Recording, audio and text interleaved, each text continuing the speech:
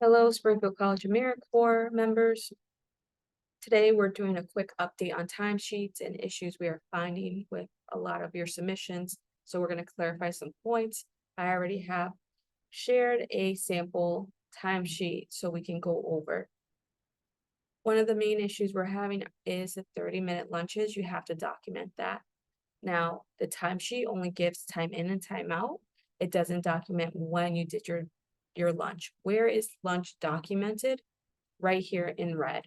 Time you won't receive credit for. We need to see that here. So let's give an example. A lot of our members come in at 8. So let's put 8 a.m. and they leave for 3. Well, as everyone knows, you can put in the full time, full 7 hours, but you and I both know, and your site supervisor knows that you should be taking a 30-minute break. Now, this break is away from doing any sort of service. If you're providing a lunch bunch and you're eating lunch with your students, now that does not count. However, you still need a break, whether or not you're eating or not. You have the right, if you serve 6 hours or more.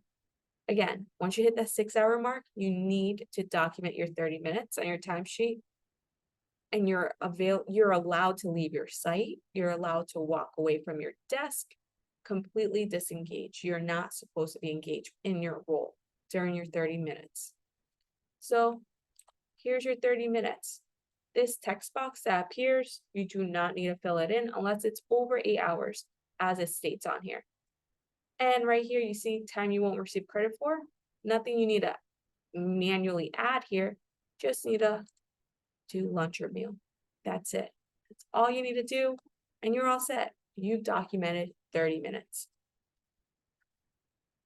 Now, we're also getting members who go from their site to their class, and they've taken lunch, and they've had a break between their site and going to class. How do you document that? The system only allows clock in and clock out. So if you start your day at 8, and then after you finish taking your class in the evening, you end at 6:30, this is an example, just mark all the way through 6:30.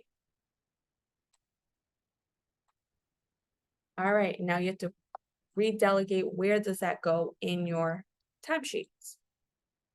So you don't forget your coursework right here was 2.5 hours. This is assuming your contract type is 900. For those that are 450, you can document an hour and 15 minutes of coursework, as long as you send me your syllabus. So assuming you're a 900-hour member, you sent me the syllabus, go ahead and you can write what course it is. Counseling 101. A lot of you have a wide range. So just say course counseling 101. And you'll see here, wait a second, you missed something. You want to make sure you get all your hours. Oh yeah, I was at the site for 6 hours, but 6 hours. You were at your site for 6.5 hours. You're documenting that 6-hour mark. So what you end up doing is your lunch, was 30 minutes. And then, oh yeah, you had a break in service because you left your site, went back to your dorm, did dinner, and then went to class. And that was the 1.5 hours. And you're done. That's how you document your full day if you had to take a class. Now, something we've also have been seeing, we're going to do a new scenario, is going to our member meetings, member monthly trainings. Let's go over that. So you start the day at 8, and then you go into our monthly training. And this is where I'm going to clarify travel. So our monthly meetings are from 2 to 3:30, so you ended your day at 3:30. All right, so the first thing I like to do is put the training time so I don't forget. It's an hour and a half. Now, you had to cut your day short at your site. You did not spend all 6 hours at your site because you didn't magically appear at Springfield College campus immediately after finishing your site. There was a time where you had to leave your site and drive. And let's say that's a 30-minute drive. And let's say also that would be 5.5 hours. Do you need to take a lunch? No, but for some of you, you do take a lunch. Let's be honest and document your lunch as well. So instead of writing 5.5 hours, you actually served 5 hours. That leaves a whole hour of time you won't receive credit for. However, when you drive or are transported to your site, training, once you drive to your training or get transported to your training, you walk to your training, however way you get here to Springfield College to take that training, you can count that time. That's assuming you're traveling from your site to the training. And that's 30 minutes. So we will count the travel from the site to from your service site to your training. So you travel from service site to monthly training. That's it. That's it. And then the 30 minutes was a lunch. Then you're all set. That's what we're expecting to see.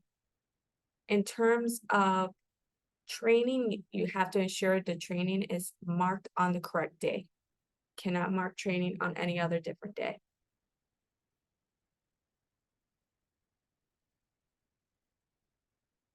Professional development, if the school is providing you professional development training, that's the school providing you resources for direct service. Please place that under direct service because your site supervisor is able to approve this section, the information placed here. That means they can attest to your attendance. It would be, since that is a site provided information that they're giving, you can provide that here. So that way your site supervisor can approve that. Anything placed under training, we will need proof of attendance. That's why our monthly trainings, we take attendance. Anything provided by MSA, they email us who attended, even if it's via Zoom. Thrive-based trainings. So Thrive is from Springfield College Social Work Department. They email us if any AmeriCorps members did attend that as well. And then if there's any other trainings that were provided to, that you can, if the person providing that training can send an email of when it took place, how long it was, and who the member was. That's what we would need. Or if there's a specific department that held that training, someone from the department can email. But we are required to provide proof that you did actually attend those trainings. For members taking trainings on Brightspace, the reason why we have a text box for you to reflect on what you watched on a video, like last September's monthly training, is so that way we can document that timestamp of when that was completed and reflect that back on your timesheet. Now, for those that have questions, the handbook, page 29 of your hard copy handbook, and page 30 to reference what the information is for reflection logs and timesheets. That's all we have for today. If you have any other questions, feel free to reach out. Thank you.